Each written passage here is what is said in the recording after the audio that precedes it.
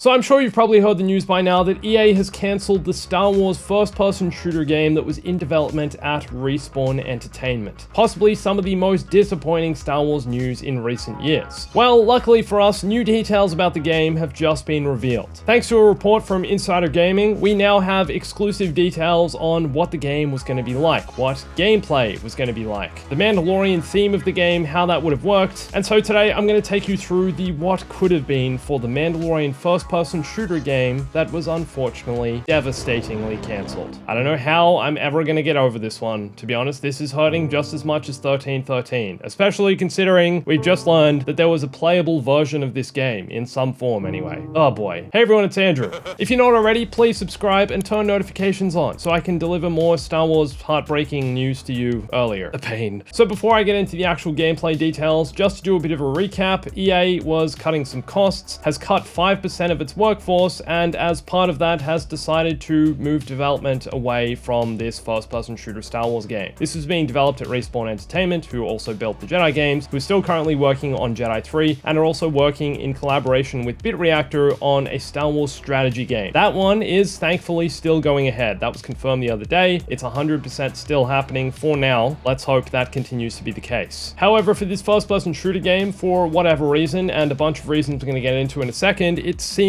EA felt this game was too much of a financial risk. Money! Because, you know, people don't want a Star Wars first-person shooter game. Why the heck wouldn't we want that, EA? Seriously. They said some really silly things, in my opinion, such as what's clear is that games our players are most excited about are Jedi and Respawn's rich library of owned brands, being Apex Legends, Titanfall, those kinds of games, and they've decided to pivot away from early development on a Star Wars FPS action game to focus their efforts on new projects based on our owned brands while providing support for existing games. They also mentioned giving fans the next installments of the iconic franchises they want is the definition of blockbuster storytelling and the right place to focus. This seems like the most absurd thing. They also mentioned wanting to focus on online, and there was no confirmation that this first-person shooter was going to feature any multiplayer. At the moment, it seems like it was just going to be single player. That's kind of all the details we have. There was no confirmation of the multiplayer, but I hate these comments from the CEOs and the higher-ups saying to deliver the entertainment players want today and tomorrow. We want Star Wars FPS. Let's be real, there's no one watching this video who I think wouldn't play that game. I concur. So a few weeks ago, before the cancellation even happened, it was confirmed also by Insider Gaming that the game was going to be a Mandalorian bounty hunting game. You'd play as a Mandalorian in first person, set during the time of the Galactic Empire. So it wasn't in the Mandalorian show era following the Empire, it was during the Empire's reign, I guess during Boba Fett's era, and it was your job as a bounty hunter to capture bounties dead or alive for cash rewards.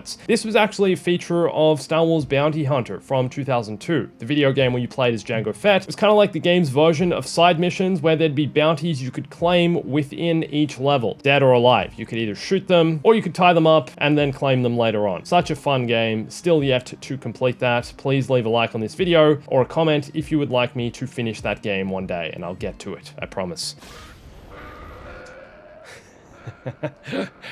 Oh, it never gets old, literally ever. Apparently, the game was going to be focused on mobility and style, and was going to be quite fast-paced. Kind of similar to, I guess, an Apex Legends dashing, sliding kind of mechanics. Titanfall also, which is, I guess, while it was being developed at Respawn. It seemed like the perfect fit for this kind of game. There was a heavy focus on mobility and maneuverability around the world. I guess platforming was an element of this, but the Mandalorian's Jetpack was going to be a huge gameplay feature for maneuverability. It was going to allow you to do horizontal dashing, vertical jumping, boost sliding, all of these things. And just as a heads up, some of the footage I'm using in today's video is from fan-made games. Some of them I don't think are playable, but I'll leave some links to the original sources down in the description. Now, playing as a Mandalorian, you were obviously going to have a wide variety of weapons at your disposal. I guess kind of similar to Star Wars Bounty Hunter in a way. These would include wrist rockets, grapple hooks, a visor for tagging enemies and bounties, and much more. Maybe even the whistling darts, a different variety of blasters to choose from, I'd say, a sniper rifle. Star Wars Bounty Hunter in 2002, even though it's kind of janky, a lot of the game's mechanics I think were ahead of its time. It's a pretty cool game. Oh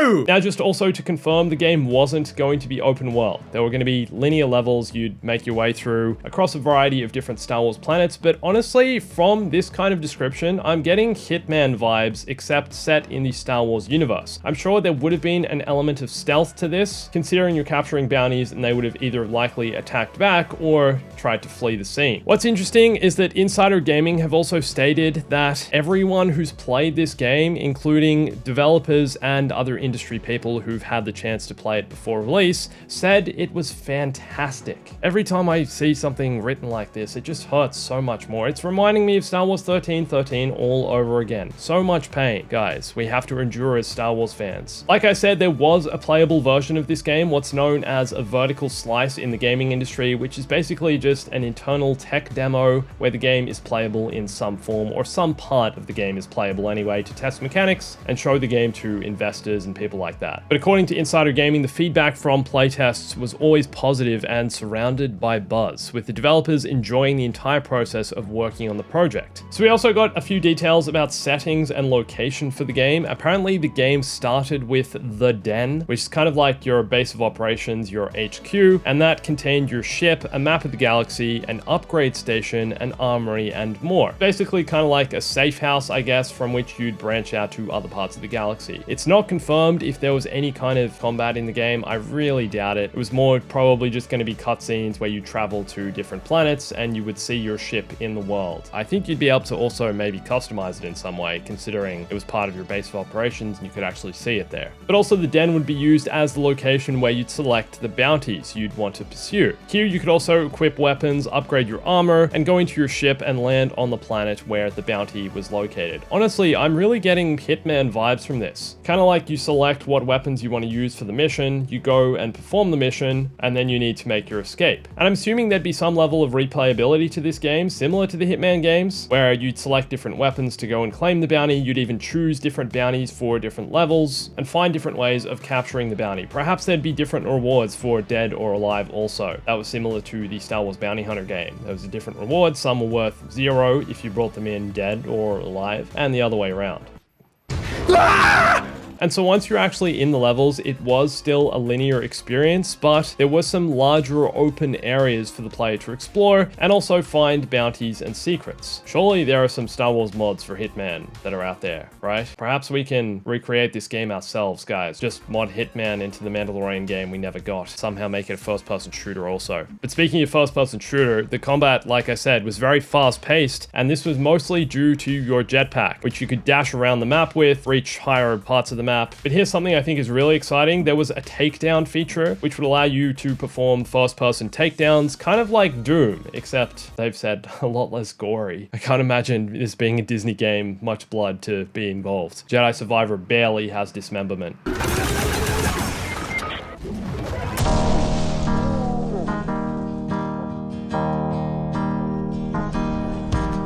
But as far as gameplay went, you wouldn't only be claiming bounties, there are also stormtroopers and other enemies who would patrol the maps and prevent you or hinder you from trying to claim your bounty. And there were variations within each of these trooper types. For example, for stormtroopers, there were regular stormtroopers, shotguns, snipers, heavy rocket troopers, and a bunch more. I guess similar to Jedi Survivor or Jedi Fallen Order also. Apparently, in addition to these kinds of enemies though, there were also boss-like enemies which would appear at certain parts of the game, and you'd have to face off against much larger enemies like ATSTs. But I really love the idea of some places being Imperial infested. I guess there's stormtroopers anywhere. Maybe you're infiltrating an Imperial base and you have to claim a bounty within there. Maybe it's a higher ranking Imperial officer. But then other missions in the game could have been set in the Outer Rim, where you had to deal with the Hutts and other mercenaries and street gangsters who stood in your way instead. And apparently there were also other bounty hunters who would also stand in your way and be going after the same bounty as you. I really like the idea of literally competing with another bounty hunter in the game for the same bounty. Obviously, being a bounty hunter, most of them I think are flying solo, right? They're after a contract, That's kind of the depiction we've had of them in Star Wars anyway,